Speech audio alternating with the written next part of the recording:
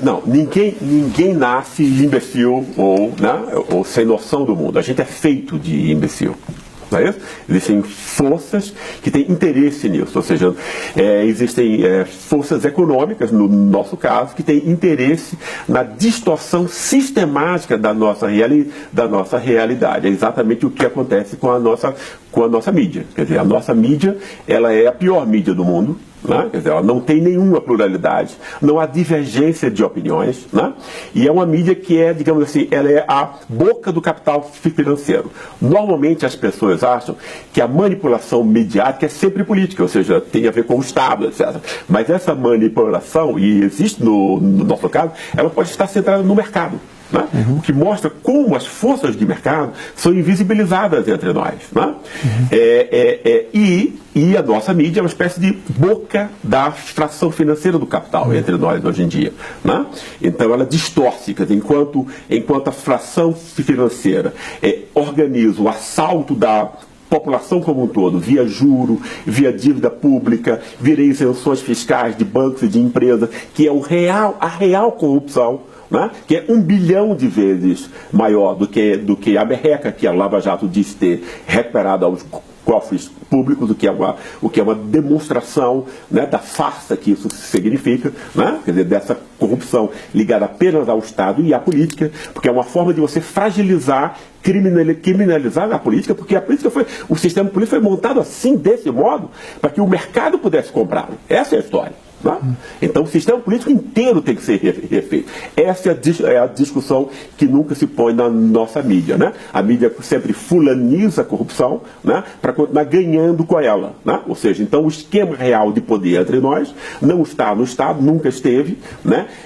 A elite do Estado, ela é no fundo uma lacaia do mercado, né, como os nossos políticos são, quer dizer, você compra 400 deputados, como os bancos e as grandes empresas fazem, então você legitima, né, quer dizer, a corrupção do mercado. E a mídia faz o seu papel de distorcer, de fraudar, de mentir, né, quer dizer, o que está acontecendo para o público. A nossa dominação social, econômica e política está resumida nisso. A noção que nós temos hoje do que é o Brasil, do que é o brasileiro, tem uma data. Isso foi construído, isso não existia desde sempre. Né? Não existia sequer a ideia de Brasil. Né? E até 1920, ou 30 do século passado, não havia uma noção de que o Brasil montava uma unidade. Você tinha o Rio Grande do Sul como uma unidade importante, São Paulo com outra, Pernambuco com outra, mas não havia uma ideia de Brasil. Né? Quem vai construir essa ideia é Gilberto Freire, em 1933. Né? Eu não quero entrar nisso, que é um tema muito, enfim, muito acadêmico, né?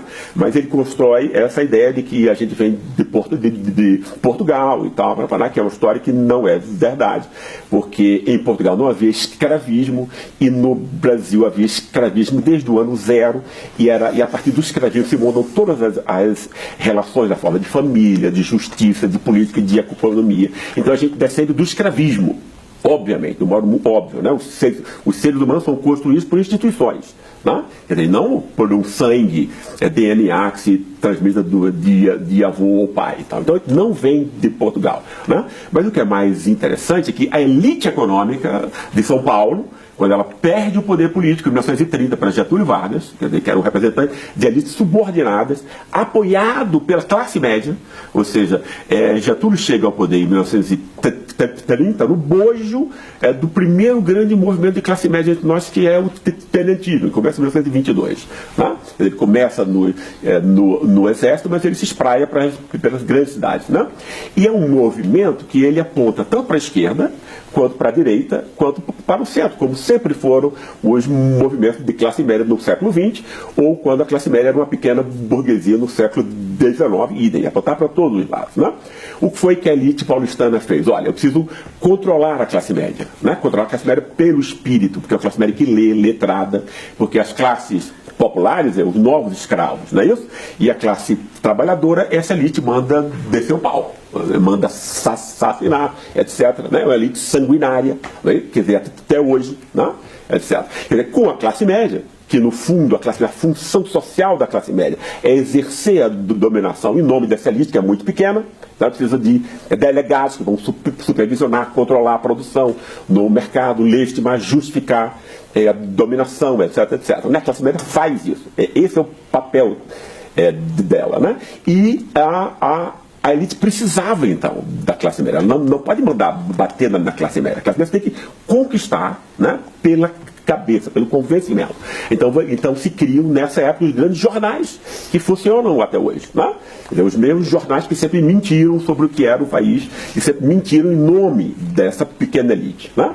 Agora, como os jornais apenas distribuem notícias, os jornais não que criam ideias, né?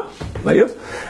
Você tinha que criar também uma instituição que produzisse ideias. Foi a partir disso que essa mesma elite de São Paulo, que não é nem pior nem melhor do que nenhuma outra elite, apenas a mais forte, a mais importante, né? Ela vai construir o quê? A USP, e na USP, obviamente, na USP tem várias coisas que foram importantes, etc., pessoas que não seguiram essa linha e tudo, mas a USP foi montada para ser um think tank gigantesco do liberalismo conservador brasileiro. E ela exerceu esse papel à perfeição. Né? Então, os grandes conceitos que vão esclarecer o Brasil para a classe média desde 100 anos até agora, desde 1930 até agora, são os mesmos, né? Baseados nessa mentira de que a gente vem de Portugal, herda de Portugal uma corrupção que é absurda em termos, porque você recua essa corrupção até o século XIV, que é uma ideia louca, não é isso? Porque não existia corrupção no sentido moderno no século XIV. A noção de bem público moderna é uma noção que vai começar a ser aplicada no século XVIII, ou seja, séculos depois, o que mostra a confusão e a fragilidade, a mentira desse tipo de ideias. Né? A outra mentira, né, é de que nós somos marcados por um Estado patrimonial, né, e de uma elite má que está só no Estado. Veja que coisa boa para quem tem dinheiro. Né? Entende? Quer dizer, então, o roubo, o mal, etc., a corrupção não acontece no mercado. O mercado é o reino das virtudes, do empreendedorismo, da honestidade, trabalho duro, etc. Né? Então, o que foi que essa classe econômica fez? Ela criminalizou, estigmatizou a política, como é a elite má, que vampiriza o país, não é isso? E toda vez, então, que o sufrágio universal, inadvertidamente, ponha no Estado, que essa elite precisa para capturar, para roubar, para assaltar a população, né? Vamos ser honestos aqui, não é isso? Né? Essa elite pode acionar sua mídia, né, que faz parte dela, não é isso? Que é comprada por ela, etc., para jogar o tema, para jogar seletivamente o tema já pronto da corrupção apenas do Estado, né? Porque a partir da USP isso foi ensinado para todas as universidades. A USP é a universidade mais importante, a de maior prestígio, forma professores das outras universidades, né? E depois foi construído também essa ideia de uma história que vem desde Portugal, que é ensinada para todo brasileiro que chega à escola com 5 anos, é ensinada essa mentira, essa fraude. Isso é uma fraude enorme, né? Em nome de um interesse econômico, né? E depois o que a imprensa faz é distribuir em pílulas envenenadas todos os dias essa mentira do patrimonialismo e do populismo. São esses dois conceitos montados na USP e, digamos assim, espalhados para a população como um todo. O que resume isso é dizer o quê? Para que essa elite, que é uma elite do atraso, uma elite do saque, uma elite da rapina, né? Quer dizer, que é incomparável, não consigo imaginar uma elite pior no mundo inteiro, sem nenhum projeto nacional, etc., né? O que ela fez foi o quê? Ela colonizou a cabeça da classe média e de resto da população como um todo para meter a mão no bolso, no nosso bolso. Né? Quer dizer, o resumo da obra é esse.